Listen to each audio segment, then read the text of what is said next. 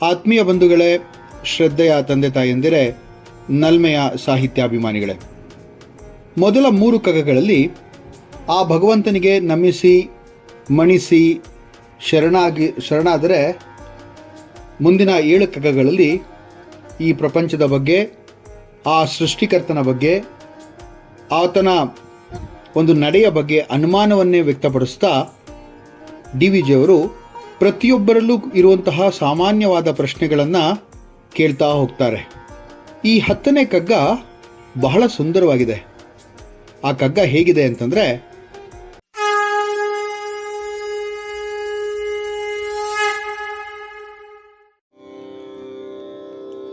ಏನು ಪ್ರಪಂಚವಿದು, ಏನು ಧಾಳಾಧಾಳಿ, ಏನದ್ಭುತ ಪಾರಶಕ್ತಿ ನಿರ್ಘಾತ, ಮಾನವನ ಗುರಿಯೇನು, ಬೆಲೆಯೇನು, ಮುಗಿವೇನು, ಏನರ್ಥವಿದಕ್ಕೆಲ್ಲ ಮಂಕುತಿಮ್ಮ ಮಂಕುತಿಮ್ಮ.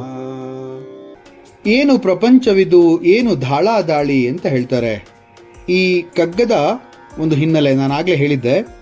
DVಜಿಯವರು ತಮ್ಮ ಮಂಕುತಿಮ್ಮನ ಕಗ್ಗವನ್ನು 1943ರಲ್ಲಿ ಹೊರತರ್ತಾರೆ. ಆಗ 2ನೇ ಜಾಗತಿಕ ಯುದ್ಧ, ಅಂದರೆ 2ನೇ ವಿಶ್ವ ಮಹಾಯುದ್ಧ ನಡೀತಾ ಇರುತ್ತೆ. ಆ ವಿಶ್ವ ಮಹಾಯುದ್ಧದಲ್ಲಿ ಎಷ್ಟೋ ಜನ ತಮ್ಮ ಪ್ರಾಣವನ್ನು ತ್ಯಾಗ ಮಾಡಿದ್ದಾರೆ. ಪ್ರಪಂಚ ಎಂದೂ ಕಂಡರಿಯದ ಒಂದು ವಿಚಿತ್ರವಾದಂತಹ, ವಿಲಕ್ಷಣವಾದಂತಹ ಪರಿಸ್ಥಿತಿಗೆ ಹೋಗಿ ತಲುಪುತ್ತೆ. ಜನರಿಗೆ ತಿನ್ನೋದಕ್ಕೆ ಅನ್ನ ಇರಲ್ಲ, ಉಡೋದಕ್ಕೆ ಬಟ್ಟೆ ಇಲ್ಲ, ಇರೋದಕ್ಕೆ ಜಾಗ ಇಲ್ಲ. ಎಂತಹ ಸ್ಥಿತಿ ಒದಗಿ ಬಂದಿದೆ ಅಂತಂದರೆ, ಆ ಯುದ್ಧದ ಪ್ರಭಾವ ಎಷ್ಟರ ಮಟ್ಟಿಗೆ ಇತ್ತು ಅಂತಂದರೆ, ಮನುಷ್ಯ ತನ್ನ ಮನುಷ್ಯತನವನ್ನು, ಮಾನವೀಯ ಗುಣಗಳನ್ನು ಕಳೆದುಕೊಂಡು ಬಿಟ್ಟಿದ್ದ ಅಂತ ಹೇಳ್ತಾರೆ. 2ನೇ ವಿಶ್ವ ಮಹಾಯುದ್ಧದ ಚಿತ್ರಣ ಈ ಕಗ್ಗದಲ್ಲಿ ಕಾಣುತ್ತೆ. ಈ ಪ್ರಪಂಚ ಎನ್ನುವುದು ಏನು, ಏನು ಇದರ ಧಾಳಾಧಾಳಿ ಅಂತಾರೆ. ಧಾಳಾಧಾಳಿ ಅಂತಂದರೆ ಇದರ ಆಕ್ರಮಣ, ಮುತ್ತಿಗೆ ಅಂತ ಹೇಳ್ಬೋದು. ಏನು ಅದ್ಭುತವಾದಂತಹ ಅಪಾರ ಶಕ್ತಿ.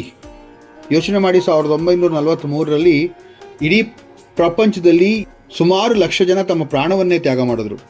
ಏನು ಅದ್ಭುತವಾದಂತಹ ಶಕ್ತಿ, ಅಪಾರವಾದಂತಹ ಶಕ್ತಿ ಈ ಯುದ್ಧದಲ್ಲಿ ಇತ್ತು ಅಂತ, ಎಷ್ಟು ಪ್ರಭಾವಿ ಹೊಡೆತವನ್ನು ಅದು ಹೊಡೆದಿದೆ ಮನುಕುಲಕ್ಕೆ ಅಂತ ಕೂಡ ಹೇಳ್ತಾರೆ. ಇಲ್ಲಿ ಈ ಮಾನವನ ಗುರಿಯನ್ನು, ಯಾಕೆಂದ್ರೆ ಯುದ್ಧ ಮಾಡಿದ್ದು ಯಾವುದೋ ಪ್ರಾಣಿ ಪಕ್ಷಿ ಅಲ್ಲ, ಮನುಷ್ಯನೇ ಅಲ್ವೇ. ಇಲ್ಲಿ DVಜಿಯವರು ಒಂದು ಸೂಚ್ಯವಾದಂತಹ ಪ್ರಶ್ನೆ ಕೇಳ್ತಾ ಇದ್ದಾರೆ.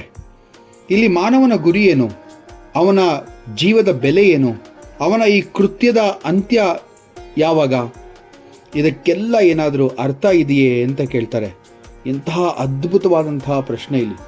ಏನು ಪ್ರಪಂಚವಿದು, ಏನು ಧಾಳಾಧಾಳಿ, ಏನು ಅದ್ಭುತ ಅಪಾರ ಶಕ್ತಿ ನಿರ್ಘಾತ, ಮಾನವನ ಗುರಿ ಏನು, ಬೆಲೆ ಏನು, ಮುಗಿವೇನು, ಏನರ್ಥವಿದಕ್ಕೆಲ್ಲ ಮಂಕುತಿಮ್ಮ ಅಂತ ಹೇಳ್ತಾರೆ.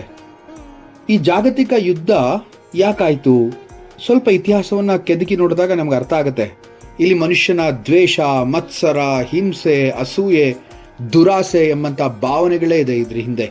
ಈ ಭಾವನೆಗಳೆಲ್ಲ ಆತನಿಂದ ಈ ಕ್ರೂರ ಕೃತ್ಯವನ್ನು ಮಾಡುವಂತಹ ಒಂದು ಕೆಲಸಕ್ಕೆ ದೂಡುತ್ತೆ. ಆತ ಈ ಕ್ರೂರ ಕೃತ್ಯಗಳನ್ನು ಮಾಡ್ತಾನೆ. ಮನುಷ್ಯನು ಎಲ್ಲಿವರೆಗೂ ಅರಿಷಡ್ ವರ್ಗಗಳಿಂದ ಮುಕ್ತನಾಗೋದಿಲ್ವೋ ಅಲ್ಲಿಯವರೆಗೂ ಈ ಜಗತ್ತಿನಲ್ಲಿ ಶಾಂತಿ, ನೆಮ್ಮದಿ ಅನ್ನೋದು ನೆಲೆಸೋದಿಲ್ಲ ಅಂತ ಹಿರಿಯರು ಹೇಳ್ತಾರೆ. ಆ ಮನುಷ್ಯನ ಜೀವನಕ್ಕೆ ಸಾರ್ಥಕತೆಯೂ ಇರೋದಿಲ್ಲ ಅಲ್ಲಿ ತನಕ. ಘನಘೋರ ಯುದ್ಧದ ಪರಿಣಾಮ ಯಾರಾದರೂ ಬಲ್ಲಿರೇನು? ಒಂದು ದೇಶ ಇನ್ನೊಂದು ದೇಶದ ಮೇಲೆ ಯುದ್ಧ ಸಾರುತ್ತೆ, ಹಲವಾರು ವರ್ಷಾನುಗಟ್ಟಲೆ ಯುದ್ಧ ನಡೆಯುತ್ತೆ. ಆದರೆ ಯುದ್ಧದಲ್ಲಿ ನಿಜವಾಗಲೂ ಕೂಡ ಆ ಯುದ್ಧದ ಹೊಡೆತವನ್ನು ಅನುಭವಿಸಿದವರು ಯಾರು? ಅದು ಸಾಮಾನ್ಯ ಜನ. ಈ ಯುದ್ಧ ತುಂಬ ಘೋರವಾಗಿ ನಡೆದಾಗ ಎಲ್ಲ ಕಡೆ ಅಲ್ಲೋಲ ಕಲ್ಲೋಲತೆ, ಎಲ್ಲ ಕಡೆ ಅಶಾಂತಿ, ಎಲ್ಲ ಕಡೆ ಒಂದು ಭೀಭತ್ಸಕರ ವಾತಾವರಣ ಉಂಟಾಗ್ಬಿಡುತ್ತೆ. ಯಾರಿಗೂ ಕೂಡ ನೆಮ್ಮದಿ ಅನ್ನೋದು ಇರೋದಿಲ್ಲ. ಎಲ್ಲರೂ ಕೂಡ ಯಾತನೆಗೆ ಒಳಪಡ್ತಾರೆ, ಸಂಕಷ್ಟಕ್ಕೆ ಒಳಪಡ್ತಾರೆ. ಅವರ ಜೀವನ ಎಲ್ಲಿಗೆ ಬಂದ್ಬಿಡುತ್ತೆ ಅಂತಂದರೆ, ಪ್ರತಿಯೊಂದು ಉಸಿರಾಟಕ್ಕೂ ಅವರು ಕರ ಅಂದರೆ ಟ್ಯಾಕ್ಸ್ ಕಟ್ಟಬೇಕಾಗಿ ಬರುತ್ತೆ. ಆ ಕರಭಾರದಿಂದ ಅಂದರೆ ಟ್ಯಾಕ್ಸಿಂದ ಜನರು ತತ್ತರಿಸಿ ಹೋಗ್ತಾರೆ. ಈ ಯುದ್ಧದ ಸಮಯದಲ್ಲಿ ಜನರು 2 ಹೊತ್ತಿನ ಊಟಕ್ಕೂ ಕೂಡ ಪರಿತಪಿಸಬೇಕಾಗಿ ಬರುತ್ತೆ. ಎಲ್ಲದಕ್ಕೂ ಸರ್ಕಾರದ ಮುಂದೆ ಕೈ ಒಡ್ಡಿ ನಿಲ್ಲಬೇಕಾಗತ್ತೆ. ಅವರ ಪರವಾನಗಿಯನ್ನು ಪಡ್ಕೋಬೇಕಾಗತ್ತೆ, ಪರ್ಮಿಟನ್ನು ಪಡ್ಕೋಬೇಕಾಗತ್ತೆ. ಊಟ ಇಲ್ಲ, ಬಟ್ಟೆ ಇಲ್ಲ, ಜಾಗ ಇಲ್ಲ ಅಂತಂದಾಗ ಈ ಜೀವನದ ಅರ್ಥ ಆದ್ರೂ ಏನು ಅಂತ ಕೇಳಬೇಕಾಗತ್ತೆ. ಡಿ ವಿ ಜಿ ಅವರಿಗೆ ಈ ಸಂಕಷ್ಟಗಳ ಕಾರಣ ಏನು ಅಂತ ಗೊತ್ತೇ ಆಗಲ್ಲ. ಅದಕ್ಕೆ ಅವ್ರು ಕೇಳ್ತಾರೆ, ಏನು ಅರ್ಥವಿದಕ್ಕೆಲ್ಲ, ಇವೆಲ್ಲದಕ್ಕೆ ಅರ್ಥ ಏನಾದರೂ ಇದೆಯಾ ಅಂತ ಕೇಳ್ತಾರೆ. ಬೇರೆಯವರು ಮಾಡುವಂತಹ ತಪ್ಪಿಗೆ ಇನ್ನೊಬ್ರು ಯಾರೋ ಶಿಕ್ಷೆ ಅನುಭವಿಸ್ಬೇಕು. ಎತ್ತಿಗೆ ಜ್ವರ ಬಂದರೆ ಎಮ್ಮೆಗೆ ಬರೆ ಹಾಕಿದ್ರಂತೆ. ಅಧಿಕಾರಶಾಹಿಗಳ ದುರಾಸೆ, ದುರಾಲೋಚನೆ, ದ್ವೇಷ, ಮತ್ಸರಗಳಿಗೆ ಎಷ್ಟೋ ದೇಶ, ಎಷ್ಟೋ ಜನಾಂಗ ನಶಿಸಿ ಹೋಗಿದೆ. ಈ ಮತಾಂಧರ, ದುರಭಿಮಾನಿಗಳ, ದುಷ್ಟರ, ಅಧಿಕಾರಿಶಾಹಿಗಳ ಕುತಂತ್ರಕ್ಕೆ ಸೊರಗದೇ ಇರುವಂತಹ ದೇಶ ಇಲ್ಲ, ಸೊರಗದೇ ಇರುವಂತಹ ಜನ ಇಲ್ಲ. ಈ ಅಧಿಕಾರಶಾಹಿಗಳು, ರಾಜರು ಅಂತ ಅನ್ಕೊಂಡ್ರೆ ಅವರಿಗೆ ತಮ್ಮದೇ ಒಂದು ಹಠ, ತಮ್ಮ ಮತ್ಸರ, ತಮ್ಮ ದ್ವೇಷ, ತಮ್ಮ ದುರಾಲೋಚನೆಗಳೇ ಮುಖ್ಯವಾಗಿ ಬಿಡುತ್ತೆ. ಜನರ ಸಂಕಷ್ಟಗಳು ಕಾಣೋದೇ ಇಲ್ಲ. ರಾಜನಾದವನು ಹೀಗೆಲ್ಲ ಇರಬಾರ್ದಲ್ವಾ?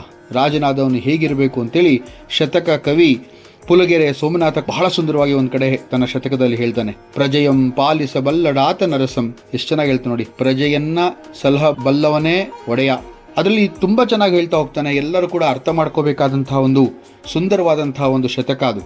ಪ್ರಜೆಯಂ ಪಾಲಿಸಬಲ್ಲಡಾತ ನರಸಂ, ಕೈಯಾಸಯಂ ಮಾಡದಂ, ನಿಜ ಮಂತ್ರೀಶ್ವರ ತಂದೆ ತಾಯಿ ಸಲಹಲ್ ಬಲ್ಲಾತನೇ ಧಾರ್ಮಿಕಂ, ಭಜಕಂ ದೈವದ ಭಕ್ತಿಯುಳ್ಳೊಡೆ, ಭಟಂ ನಿರ್ಭೀತಂ ತಾನಾದವಂ, ದ್ವಿಜನಾಚರಿತಯುಳ್ಳವಂ, ಹರ ಹರ ಶ್ರೀ ಚನ್ನ ಸೋಮೇಶ್ವರ ಅಂತ ಹೇಳ್ತಾನೆ. ಇಂತಹ ಅದ್ಭುತವಾದಂತಹ ಒಂದು ಶತಕ. ಇದನ್ನ ಈಗಿನ ಕಾಲದವರು ತಿಳ್ಕೊಂಡಿಲ್ಲ. ಈಗಿನ ಕಾಲದ ಅಧಿಕಾರಿಶಾಹಿಗಳು ಕೂಡ ಇದರ ಬಗ್ಗೆ ಗಮನ ಕೊಡಲ್ಲ. ಅವರು ತಮ್ಮದಾಯ್ತು, ತಮ್ಮ ಒಂದು ರಾಜಕಾರಣ ಆಯ್ತು, ತಮ್ಮ ಒಂದು ಆಸೆಗಳನ್ನ ನಿವಾರಿಸಿಕೊಳ್ಳುವಂತಹ ಅಥವಾ ತಮ್ಮ ಒಂದು ಅಧಿಕಾರ ತೃಪ್ತಿಯನ್ನ ಪಡ್ಕೊಳ್ಳುವಂತಹ ಒಂದು ಮಹದಾಸೆ ಮತ್ತೆ ಅವರ ಜೀವನದ ಲಕ್ಷ್ಯ ಅದೇ ಆಗೋಗ್ಬಿಟ್ಟಿರುತ್ತೆ.